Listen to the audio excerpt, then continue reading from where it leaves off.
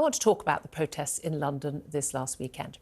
Is it just me, or is it becoming increasingly hard to know what is and what is not a criminal offence in this country? It used to be so much simpler. We had crimes and everything else was legal. Now we have crimes, non-crime hate incidents and things that are legal, but it all depends on what a police officer thinks on the day, depending on what the latest ideological fashions dictate. What was legal yesterday may be a crime tomorrow. You just don't know. So, for instance, back in 2020, protesting against lockdowns was definitely a crime that could get you arrested. But protesting for Black Lives Matter in the same week was not a crime and meant police officers not just standing by, but even taking the knee alongside BLM activists. But now things have got even more confusing when it comes to the policing of our streets. And not just that, the policing of our words and even our thoughts. On Saturday, 100,000 people joined pro-Palestinian protests around the country. There's nothing wrong in that. Every right-thinking person should be concerned right now about the plight of innocent men, women and children living in Gaza under the rule of the terrorist group Hamas, who are now, as a result of the Hamas massacre of 1,400 Israelis, facing missiles and a siege from Israeli forces. But among those perfectly legitimate protesters on our streets in London, Birmingham, Manchester and elsewhere, were some people who went much further, calling for the destruction of Israel, shouting Hamas slogans and carrying anti-Semitic placards. And yet, police failed to act. Astonishingly, police officers even stood by and did nothing while a man shouted loudly for jihad on the streets of London.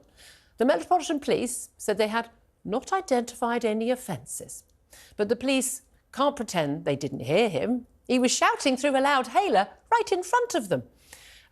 The police have said, but the word jihad has a number of different meanings. And this is true. Jihad is the Arabic word for struggle. That can mean a lot of different things. It can be simply a Muslim's spiritual struggle against sin, but it also means the struggle against the enemies of Islam, and that has many, many different connotations. Words change their meaning depending on the context, and those officers can't begin to pretend they didn't understand the context.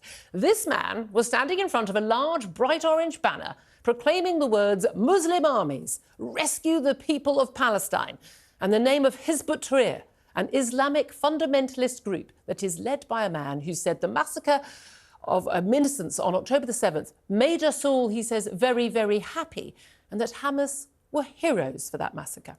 A group that has called for the creation of an Islamic caliphate with worldwide Sharia law, that has pledged, in their words, to wipe out the Zionist entity.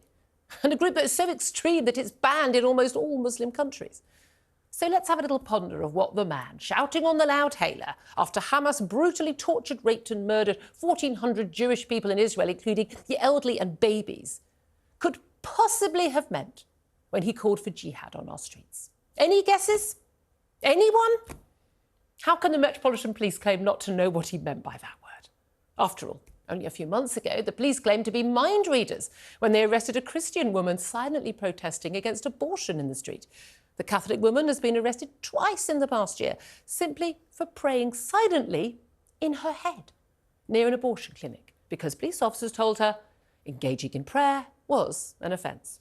Another Christian man preaching about the Bible was arrested, although his conviction was thankfully overturned, for the crime of misgendering a trans woman, i.e. using the grammatically correct pronouns for a man. We now live in a country where praying silently can be an arrestable offence, where using correct grammar can be an arrestable offence, but where shouting for Islamic jihad on our streets is perfectly legal, fine and dandy. Well, the police may pretend not to hear what that man said, but his message will be heard loud and clear by Islamist terrorists living here in Britain, people who are just biding their time to do us all harm.